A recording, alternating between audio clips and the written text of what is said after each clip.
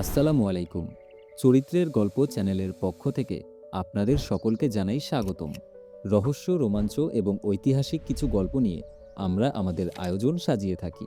সেই ধারাবাহিকতায় আমাদের আজকের গল্প বই পড়া। লিখেছেন প্রমোদ চৌধুরী। আপনারা শুনছেন বই পড়া। গল্পের অডিও বুক চরিত্রের গল্প চ্যানেলের পক্ষ থেকে। বই পড়ার শখটা মানুষের সর্বশ্রেষ্ঠ শখ হলেও আমি কাউকে শখ হিসেবে বই পড়তে পরামর্শ দিতে চাই না। প্রথমত, সেই পরামর্শ কেউ গ্রাহ্য করবে না, কেননা আমরা জাত হিসেবে শৌখিন নই। দ্বিতীয়ত, অনেকে তা কুপরামর্শ মনে করবেন, কেননা আমাদের এখন ঠিক শখ করবার সময় নয়। আমাদের এই রোগ, শোক, দুঃখ, দারিদ্র্যের দেশে সুন্দর জীবন ধারণ করাই যখন হয়েছে প্রধান সমস্যা, তখন সেই জীবনকেই সুন্দর করা, মহৎ করার প্রস্তাব অনেকের কাছে নিরর্থক এবং নির্মমও ঠেকবে। আমরা সাহিত্যের রস উপভোগ করতে প্রস্তুত নই, কিন্তু শিক্ষার ফল লাভের জন্য আমরা সকলে উদ্বাহু।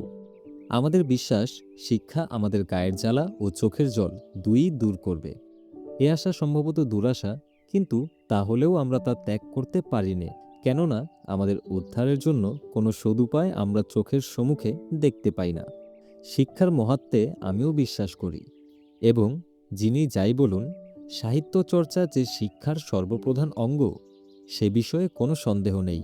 লোকে যাতা সন্দেহ করে, কারণ এই শিক্ষার ফল হাতে হাতে পাওয়া যায় না, অর্থাৎ তার কোনো নগদ বাজার দর নেই।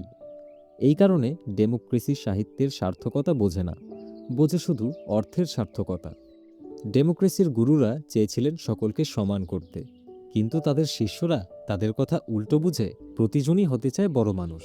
একটি বিশিষ্ট অভিজাত সভ্যতার উত্তরাধিকারী হয়েও ইংরেজি সভ্যতার সংস্পর্শে এসে আমরা ডেমোক্রেসির গুণগুলো আয়ত্ত করতে না পেরে তার দোষগুলো আত্মসাৎ করেছি। এর কারণও স্পষ্ট, ব্যাধি সংক্রামক, স্বাস্থ্য নয়। আমাদের শিক্ষিত সমাজের লোলুপ দৃষ্টি আজ অর্থের উপরেই পড়ে রয়েছে। সুতরাং সাহিত্য চর্চার সুফল সম্বন্ধে অনেকেই সন্দিহান। যারা হাজারখানা ল রিপোর্ট কেনেন, তারা একখানা কাব্যগ্রন্থ কিনতে প্রস্তুত নন, কেননা তাতে ব্যবসার কোনো সুসার নেই। নজির না উড়ে কবিতা আবৃত্তি করলে মামলা যে হারতে হবে, সে তো জানা কথা, কিন্তু যে কথা জজে শোনে না, তার কোনো মূল্য নেই। এইটি হচ্ছে পেশাদারদের মহাভ্রান্তি। জ্ঞানের ভাণ্ডার যে ধনের ভাণ্ডার নয়, এই সত্য তো প্রত্যক্ষ, কিন্তু সমান প্রত্যক্ষ না হলেও সমান সত্য যে এ যুগে যে জাতির জ্ঞানের ভাণ্ডার শূন্য, সে জাতির ধনের ভারেও ভবানী। তারপর যে জাতি মনে বড় নয়, সে জাতি জ্ঞানে বড় নয়, কেননা ধনের সৃষ্টি যেমন জ্ঞান সাপেক্ষ, তেমনি জ্ঞানের সৃষ্টিও মন সাপেক্ষ। এবং মানুষের মনকে সরল, সচল, সরাগ ও সমৃদ্ধ করার ভার আজকের দিনে সাহিত্যের ওপরও ন্যস্ত হয়েছে, কেননা মানুষের দর্শন, বিজ্ঞান, ধর্মনীতি, অনুরাগ, বিরাগ, আশা, নৈরাশ্য, তার অন্তরের স্বপ্ন ও সত্য, এই সকলের সমবায় সাহিত্যের জন্ম। অপরাপর শাস্ত্রের ভিতর যা আছে, সেসব হচ্ছে মানুষের মনের ভগ্নাংশ। তার পুরো মনটার সাক্ষাৎ পাওয়া যায় শুধু সাহিত্যে। দর্শন, বিজ্ঞান ইত্যাদি হচ্ছে মনোগঙ্গার তোলা জল, আর তার পূর্ণস্রোত আবহমানকাল সাহিত্যের ভেতরেই সোল্লাসে সবেগে বয়ে চলেছে, এবং সেই গঙ্গাতে অবগাহন করেই আমরা আমাদের সকল পাপমুক্ত হব। অতএব দাঁড়ালো এই যে আমাদের বই পড়তে হবে, কেননা বই চর্চা ছাড়া সাহিত্য চর্চার উপায়ন্তর নেই। ধর্মের চর্চা চাই কি, মন্দিরের বাইরেও করা চলে। দর্শনের চর্চা গুহায়, নীতির চর্চা ঘরে, এবং বিজ্ঞানের চর্চা জাদুঘরে, কিন্তু সাহিত্যের চর্চার জন্য চাই লাইব্রেরি। ও চর্চা মানুষ কারখানাতেও করতে পারে না, চিড়িয়াখানাতেও নয়। এইসব কথা যদি সত্য হয়, তাহলে আমাদের মানতেই হবে যে সাহিত্যের মধ্যেই আমাদের জাত মানুষ হবে। সেই জন্য আমরা যত বেশি লাইব্রেরি প্রতিষ্ঠা করব, দেশের তত বেশি উপকার হবে।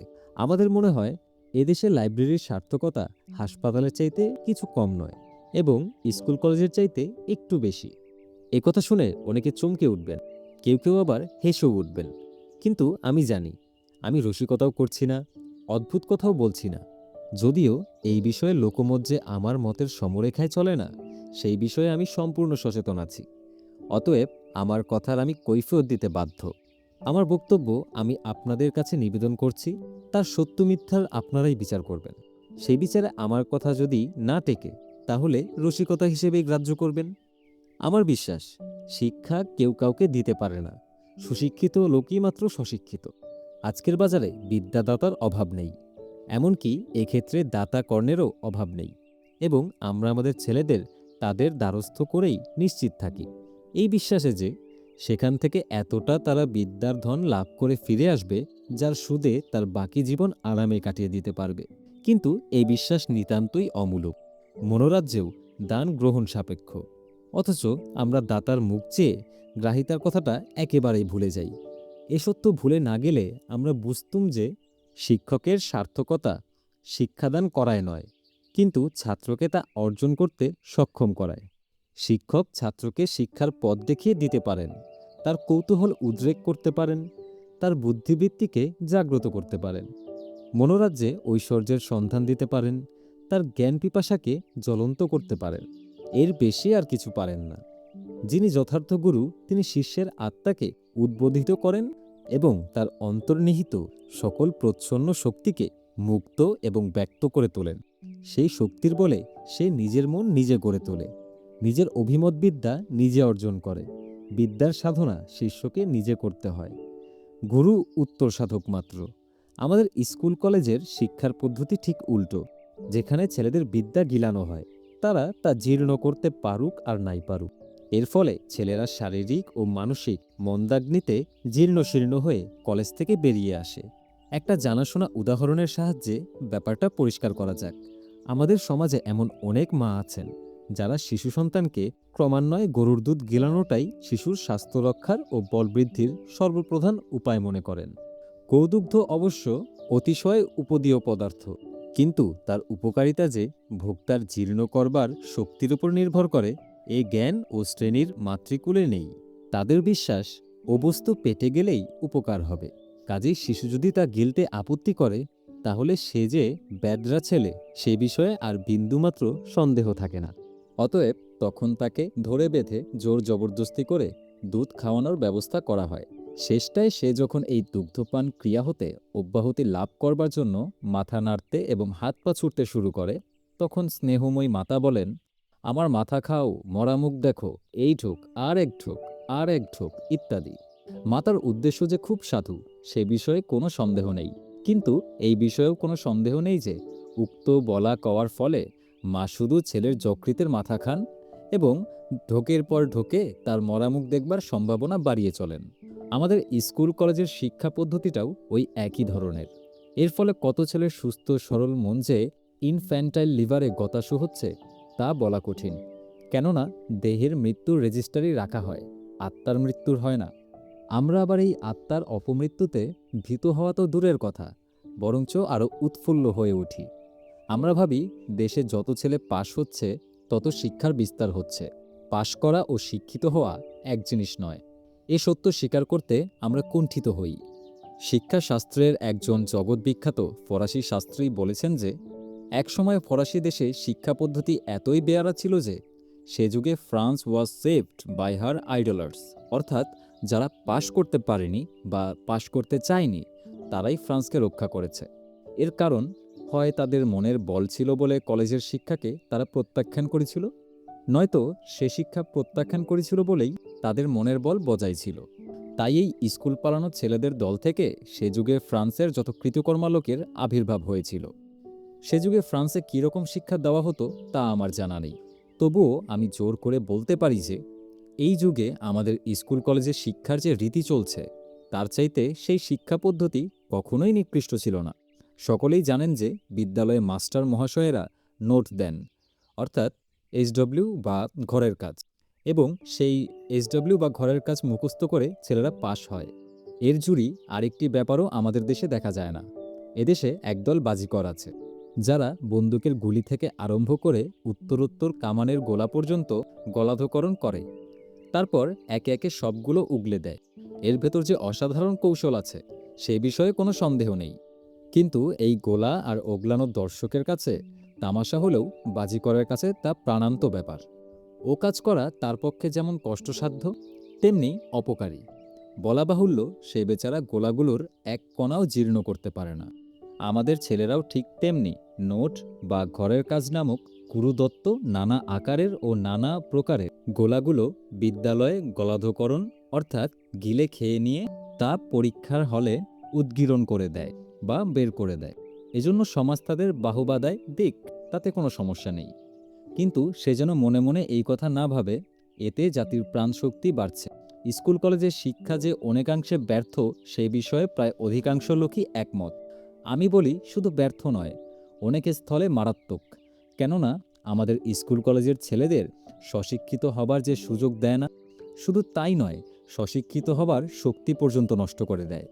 আমাদের শিক্ষাযন্ত্রের মধ্যে যে যুবক নিষ্পেষিত হয়ে বেরিয়ে আসে তার আপনার বলতে বেশি কিছু থাকে না, অর্থাৎ তার নিজের বলতে বেশি কিছু থাকে না, যদি না তার প্রাণ অত্যন্ত কড়া হয়। সৌভাগ্যের বিষয় এই, ক্ষীণপ্রাণ জাতির মধ্যেও জনকতক এমন কঠিন প্রাণের লোক আছে, এমন শিক্ষা পদ্ধতিও তাদের মনকে জখম করলেও একবারে বধ করতে পারে না। আমি লাইব্রেরিকে স্কুল কলেজের ওপরে স্থান দেই, এর কারণ এই যে লাইব্রেরিতে লোকে নিজের ইচ্ছায় স্বশিক্ষিত হবার সুযোগ পায়। প্রতিটি লোক তার স্বীয় শক্তি রুচি অনুসারে নিজের মনকে নিজের চেষ্টায় আত্মার রাজ্যে জ্ঞানের পথে এগিয়ে নিয়ে যেতে পারে। স্কুল কলেজ বর্তমানে আমাদের যে অপকার করেছে সেই অপকারের প্রতিকারের জন্য শুধু নগরে নগরে নয়, গ্রামে গ্রামে লাইব্রেরি প্রতিষ্ঠা করা আমাদের কর্তব্য। আমি পূর্বে বলেছি যে লাইব্রেরি হাসপাতালের চাইতে কম উপকারী নয়। তার কারণ আমাদের শিক্ষার বর্তমান অবস্থায় লাইব্রেরি হচ্ছে একরকম মনের হাসপাতাল। অতপর আপনারা জিজ্ঞাসা করতে পারেন যে বই পড়ার পক্ষ নিয়ে এত ওকালতি করছি, বিশেষত কি কোনো প্রাচীন নজির দেখবার প্রয়োজন ছিল কি? বই পড়া যে ভালো তা কে না মানে? আমার উত্তর সকলে মুখে মানলেও কাজে তা মানে না। মুসলমান ধর্মে মানবজাতি দুই ভাগে বিভক্ত, যারা কেতাবি অর্থাৎ কিতাবি আর আরেক যারা কিতাবি নয়। বাংলায় শিক্ষিত সমাজ যে পূর্ব দলভুক্ত নয় এ কথা নির্ভয়ে বলা যায় না। আমাদের শিক্ষিত সম্প্রদায় মোটের ওপর বাধ্য না হলে বই স্পর্শই করেন না। ছেলেরা যে নোট বা বাড়ির কাজ পড়ে এবং ছেলের বাপেরা যে নজির পড়েন, দুই বাধ্য হয়ে, অর্থাৎ পেটের দায়। সেজন্য সাহিত্য চর্চা দেশে একরকম নেই বললেই হয়। কেননা সাহিত্য সাক্ষাৎভাবে উদরপূর্তির কাজে লাগে না। বাধ্য হয়ে বই পড়ায় আমরা এতটা অভ্যস্ত হয়ে গেছি যে কেউ স্বেচ্ছায় বই পড়লে আমরা তাকে নিষ্কর্মার দলেই ফেলে দিই। অথচ এই কথা কেউ অস্বীকার করতে পারবেন না যে যে জিনিস স্বেচ্ছায় না করা যায় তাতে মানুষের মনের সন্তোষ নেই। একমাত্র উদরপূর্তিতে মানুষের সম্পূর্ণ মন সন্তুষ্ট হয় না। একথা আমরা সকলেই জানি যে উদরের দাবি রক্ষা না করলে মানুষের দেহ বাঁচে না। কিন্তু একথা আমরা সকলে মানি না যে মনের দাবি রক্ষা না করলে মানুষের আত্মা বাঁচে না। দেহ রক্ষা অবশ্য সকলেরই কর্তব্য, কিন্তু আত্মরক্ষাও অকর্তব্য নয়। মানবের ইতিহাসের পাতায় পাতায় লেখা রয়েছে যে মানুষের প্রাণ মনের সম্পর্ক যত হারায় ততই তা দুর্বল হয়ে পড়ে। মনকে সজাগ ও সবল রাখতে না পারলে জাতির প্রাণ যথার্থ স্ফূর্তি লাভ করে না। তারপর যে জাতি যত নিরানন্দ হয় সে জাতি তত নির্জীব। একমাত্র আনন্দের স্পর্শেই মানুষের মন প্রাণ সজীব সতেজ ও সরাগ হয়ে ওঠে। সুতরাং সাহিত্য চর্চার আনন্দ থেকে বঞ্চিত হওয়ার অর্থ হচ্ছে জাতির জীবন শক্তির হ্রাস করা। অতএব কোনো নীতির অনুসারেই তা কর্তব্য হতে পারে না, অর্থনীতিরও নয়, ধর্মনীতিরও নয়। কাব্যমৃতে আমাদের যে অরুচি ধরেছে সে অবশ্য আমাদের দোষ নয়, আমাদের শিক্ষার দোষ। যার আনন্দ নেই সে নির্জীব, এ কথা যেমন সত্য, যে নির্জীব তারও আনন্দ নেই সে কথাও তেমনি সত্য। আমাদের শিক্ষাই আমাদের নির্জীব করেছে। জাতীয় আত্মরক্ষার জন্য এ শিক্ষার উল্টো টান যে আমাদের টানতে হবে, এ বিষয়ে আমি নিঃসন্দেহ। এই বিশ্বাসের বলেই আমি স্বেচ্ছায় সাহিত্য চর্চার সপক্ষে এত বাক্য ব্যয় করলাম। সে বাক্য আপনাদের মনোরঞ্জন করতে সক্ষম হয়েছে কিনা জানি না, সম্ভবত হইনি। কেননা আমাদের দুরবস্থার কথা যখন স্মরণ করি তখন খালি কোমল সুরে আলাপ করা আর চলে না, মনের আক্ষেপ প্রকাশ করতে মাঝে মাঝেই কড়ি লাগাতে হয়। এতক্ষণ গল্পটি মনোযোগ দিয়ে শোনার জন্য আপনাকে অসংখ্য ধন্যবাদ। পরবর্তী গল্পগুলো সবার আগে শুনতে চাইলে চ্যানেলটিকে সাবস্ক্রাইব করে রাখুন। আপনার মূল্যবান মতামত আমাদের কাছে অত্যন্ত গুরুত্বপূর্ণ, এবং আপনার পছন্দের কোনো গল্প অডিও বুক আকারে শুনতে চাইলে তা আমাদের কমেন্ট করে জানাতে পারেন। আজকের মতো এখানেই বিদায় নিচ্ছি। দেখা হবে খুব শীঘ্রই নতুন কোনো গল্প নিয়ে। ততক্ষণ পর্যন্ত সবাই ভালো থাকবেন, সুস্থ থাকবেন। খোদা হাফেজ।